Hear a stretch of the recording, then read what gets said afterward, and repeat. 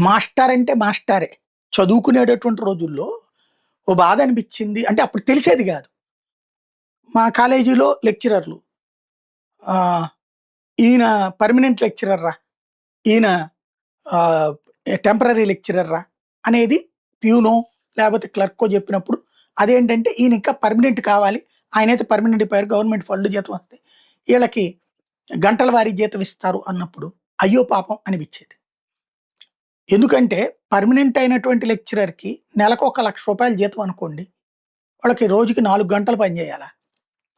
గంటకి వాళ్ళకి పోనీ రూ. 1000 2000 వస్తుంటే, వీళ్ళకి 100, 200 వస్తుంటే, అయ్యో పాపం అనిపిచ్చేది. ఎందుకంటే వాళ్ళు జెప్పేది అదే పాఠం, వీళ్ళు చెప్పేది అదే పాఠం. విద్యార్థిగా వాళ్ళు చెప్పింది బానే ఉండేది. వీడు చెప్పింది బానే ఉండేది. అయ్యో పాపం అనిపిచ్చేది. తర్వాత నేను ఈ వృత్తిలోకొచ్చాక చూసినప్పుడు గ్రౌండ్ లెవెల్‌లో ఈ ఏది ఎయిడెడ్ స్కూళ్ళల్లో, ఎయిడెడ్ కాలేజీలు వీటి మీద అనేక వార్తలు రాసా నేను. వాళ్ళది ఎందుకు పర్మనెంట్ చేయరు ఏంటన్నట్టు.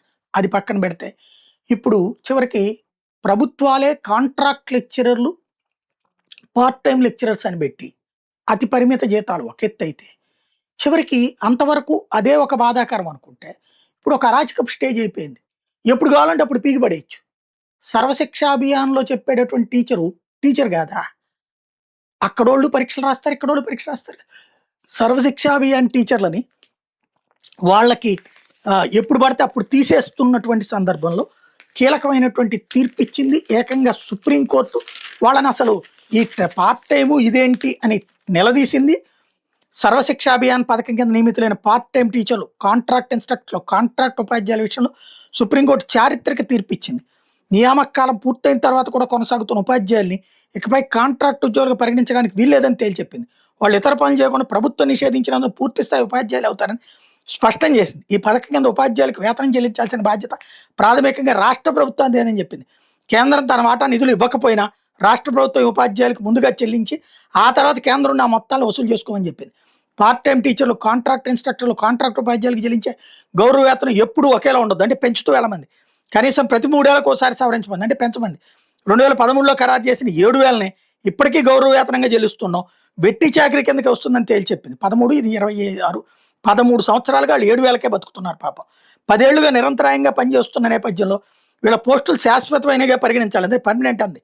ఈ మేరకు న్యాయమూర్తులు Justice Pankaj Mittal, Justice Prasanna B Varale ధర్మాసనం 2 రోజుల క్రితం తీర్పిచ్చింది. సర్వశిక్ష అభియాన్ కింద ఉత్తరప్రదేశ్‌లో నియమితులైన ఉపాధ్యాయులకు గౌరవ వేతనాన్ని 7,000గా మాత్రమే చెల్లిస్తున్న మీద దాఖలైన వ్యాజ్యాలు సుప్రీంకోర్టు ధర్మాసనం మేరకు తీర్పిచ్చింది.